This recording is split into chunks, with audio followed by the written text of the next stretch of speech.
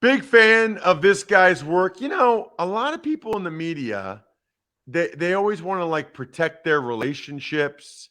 And so they kind of couch the stuff they say. That's not Mike Lombardi. I just don't think Mike cares. I think Mike's like, I'm not going back in there. I'm just going to say what I think. So that's why you need to subscribe and listen to the GM Shuffle podcast and follow Mike on social media at Lombardi NFL. And Mike, it's funny, but first of all, thanks for coming on the show. But I was talking about this on Monday, and you're a good guy to talk to about this. With the Cardinals firing Kliff Kingsbury and Steve Keim after they just gave them 1-year extensions. Explain this to me if I'm missing something, Mike. I don't understand why owners are always in such a hurry to extend coaches that still have time left on their original deal or GMs. I kind of get college where it's like can be used against you in recruiting, but in the NFL, like when's the last time a coach or a GM like became a free agent and went somewhere else and their contract like just doesn't happen. So why do these owners like Michael Bidwell feel so compelled to do this and now owe both these guys millions of dollars for years and years? Well, I think, first of all, we don't know what that contract said, Russ, and thanks for having me. I appreciate it. Sometimes these contracts are, they could be an extension for another year plus 3 years of an option, kind of like TV contracts. You get a year, and then the TV has the right to pick up the options for the next 3 years. And then the other thing is, in most of these NFL contracts, coaches and general managers, there's offset clauses. So if you're due to make $4 million a year, and you're a Kliff Kingsbury, and you get fired, and you get hired by the Houston Texans to be their offensive coordinator, and you're making 1.8 million a year, you'll still make your 4 million, but the Cardinals are off the hook for 1.8 of the 4 million. So there's that kind of offset that goes into it, which has really made coaches very interchangeable. So it used to be in the day when you fired a coaching staff, you fired everybody, and then you had to pay them, and then they could go somewhere else and they got paid there. And so they could double dip. And the way now the contracts are all written, pretty much so, there's no offset, there's offset clauses. And so that prohibits the owners can make changes at 50% of what they really owe, essentially. They know Kingsbury's going to get a job. They know Vance Joseph will get a job somewhere. I don't know what job it'll be. So I think that does it. I think this was motivated through Keim, who Michael Bidwell and he are best friends. I mean, Keim's still going to stay within the organization. They've already announced that he's not going to be the GM, but he's going to be part of it. So I think this is about getting close to people, liking them and extending them. And, like the owners learned last month at their owners meeting, there's $800 million of dead money out there on coaching decisions and GMs. Gosh, But it just shows you how wealthy the owners are. It too shows you how wealthy the owners are. When I first started in the league in '84, every dollar counted, right? And office supplies mattered and carpeting mattered and all that crap. And we didn't have these facilities that we have today. And so as this TV contract and these owners have increased their wealth, I mean, to enormous wealth, these franchises are worth $5 billion. So, this is just a drop in the bucket in terms of it. It's a good point. And the offset's interesting. Some of these guys could just chill though if they wanted to. No, but they always get back in. Yeah, but you have to show that you want to work. You just can't chill. You have to aggressively, actively. You got to show the team that's paying you that you're trying to get back in. That's part of the deal. Like Matt. Oh, you do? I didn't know that. Oh, like you can't go to some exotic island and say, "Hey, I'm not doing anything." You got to at least say you're trying to get in. You got to show people you're making phone calls. Now, maybe you don't get a job, but you got to at least try. They're going to enforce that. They're going to want to, especially if there's if you left on a tenuous relationship.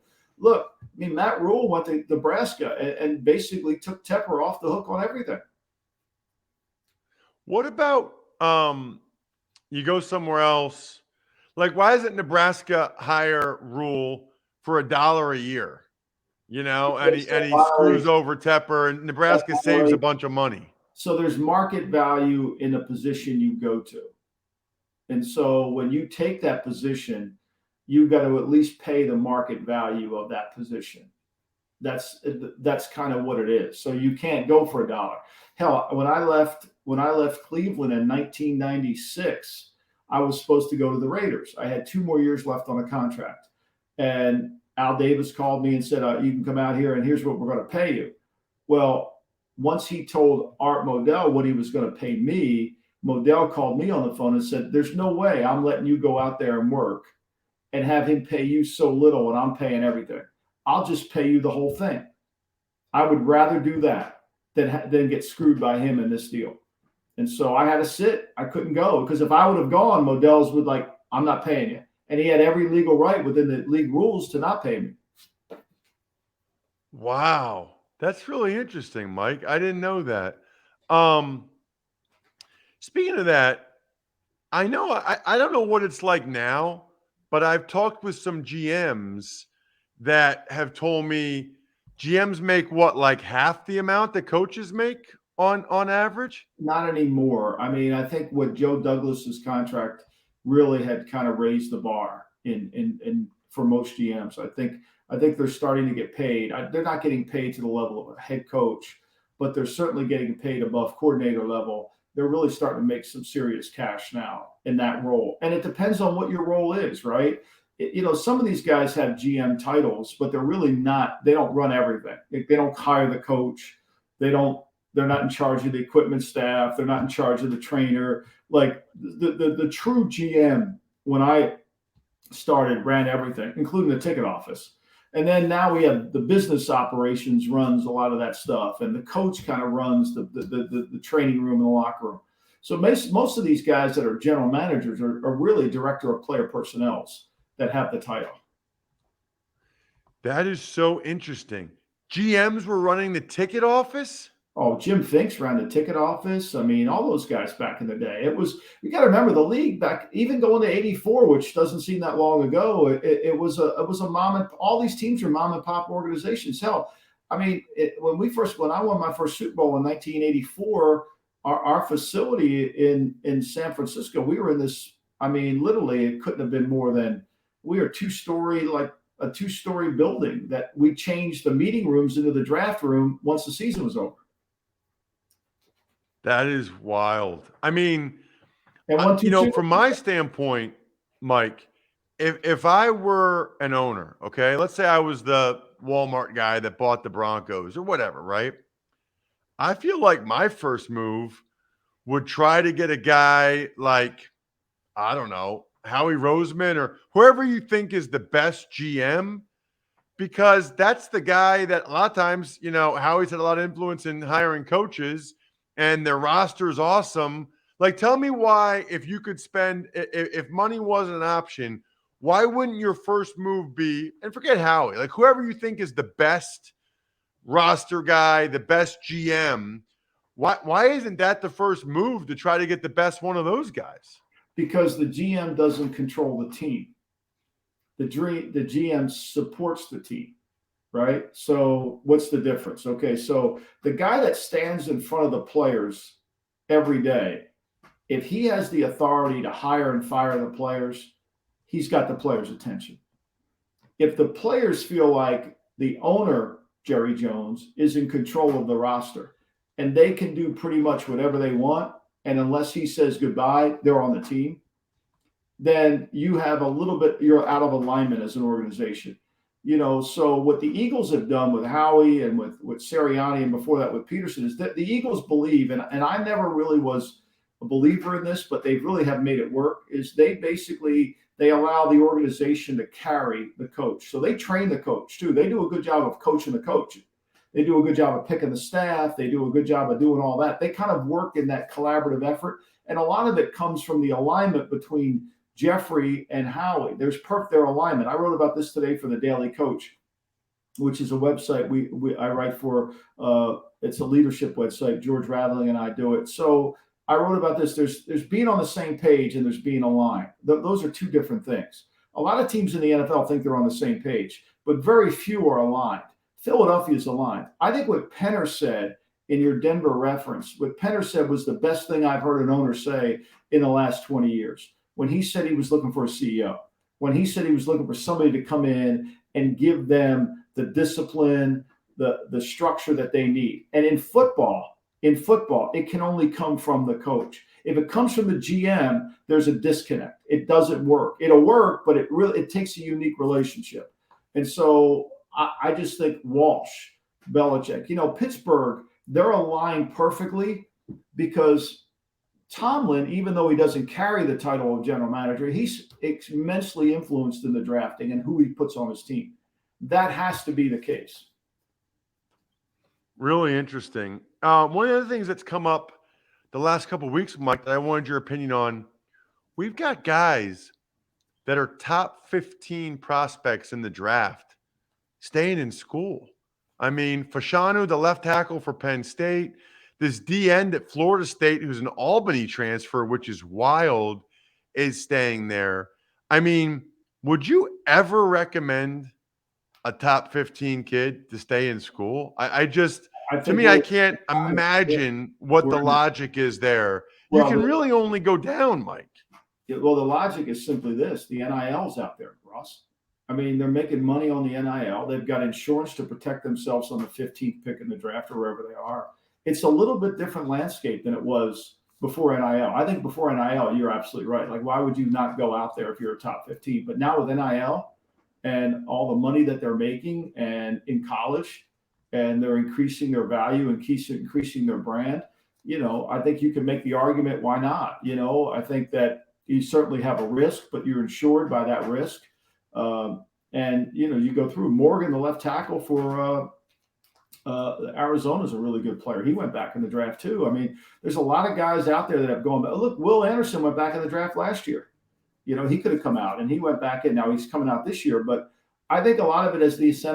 I don't think we really understand the NIL from our seat, from your and my seat, until you really get in there. It's the wild, wild west in college football right now. What do you think of the contract the Ravens signed Roquan Smith to yesterday? 5 years, $100 million.